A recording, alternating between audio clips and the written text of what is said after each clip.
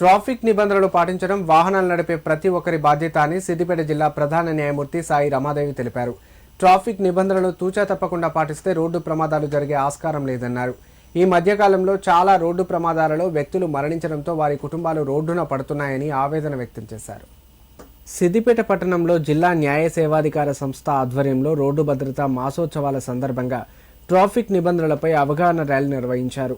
Rally అనంతరం bar association అధ్యక్షులు జనార్దన్ రెడ్డితో కలిసి జిల్లా ప్రధాన న్యాయమూర్తి సాయి రమాదేవి మీడియాతో మాట్లాడారు.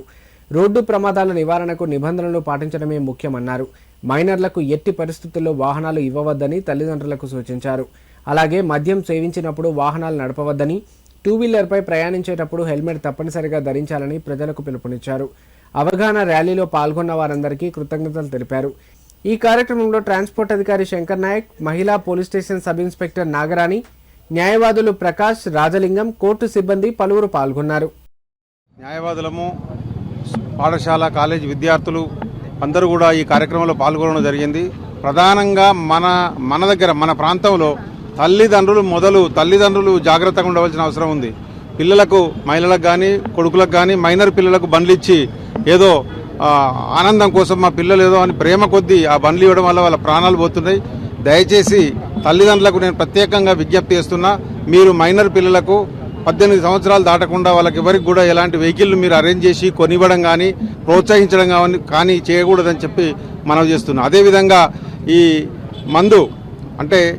మందు విచ్చలవిడిగా ఈరోజు అన్ని వర్గాల వీళ్ళు వాళ్ళన్నది ఏం లేదు, అందరూ తాగి ఈ ప్రమాదాలకు గురవుతున్నారు. ప్రతి ప్రమాదంలో సెల్ఫ్ నెగ్లిజెన్సే ఉంది. ఏదో నష్టపరిహారం కోసం పోలీసులు కేసు పెట్టడం, మేము డబ్బులు ఇవ్వడం కాదు.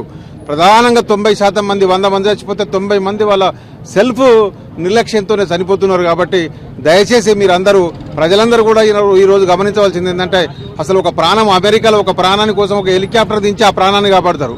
ఎందుకంటే అక్కడ జనాభా తక్కువ ఉంటుంది. ఇక్కడ మనకు విచ్చలవిడి జనాభా చేయబట్టి మనిషి ప్రాణానికి విలువలేదు. చచ్చిపోతే నా కుటుంబానికి 20 లక్షలు వస్తాయనే ఒక వాతావరణంలో జీవిస్తున్నాం. ఇది చాలా దుర్మార్గం. రహదారి భద్రతా కార్యాచరణ అనే ప్రోగ్రామ్ ఏదైతే ఉందో, మరి మా సుప్రీంకోర్టు అండ్ హైకోర్టు వాళ్ళ ఇన్స్ట్రక్షన్స్ మేర లీగల్ సర్వీసెస్ అథారిటీ కలిపి మన కాలేజ్ స్టూడెంట్స్, అలానే మన అడ్వకేట్స్, కోర్ట్ స్టాఫ్, అలానే సిటిజన్స్ ఆఫ్ సిద్దిపేట అందరితో కలిసి ఈ కార్యక్రమం చేస్తూ ఉన్నాము. ఈ కార్యక్రమానికి ముఖ్యంగా ఏంటంటే ట్రాఫిక్ రూల్స్ పాటించడము, యాక్సిడెంట్స్ ఎక్కువ తగ్గించడం కోసం అని చెప్పి మనకి ట్రాఫిక్ రూల్స్ ఏవైతే ఉన్నాయో అవన్నీ ఫాలో అవ్వమని చెప్పడానికి మాత్రమే ఈ కార్యక్రమం చేపట్టడం జరిగింది. మరి ఈ మధ్యకాలంలో యాక్సిడెంట్స్ చాలా చూస్తూ ఉన్నాము. యాక్సిడెంట్స్ అన్నీ అరికట్టాలి అంటే దానికి తీసుకోవాల్సినటువంటి జాగ్రత్తలు, తాగకుండా బండి నడపడము, అలానే హెల్మెట్ ధరించి నడిపించడము, అటు వెనక పిలియన్ రైడర్ వెనక కూర్చునే వాళ్ళు కూడా హెల్మెట్ ధరించి కూర్చోవడం మంచిది అని చెప్పి మేమంతా ప్రోత్సహించడం జరుగుతూ ఉంది.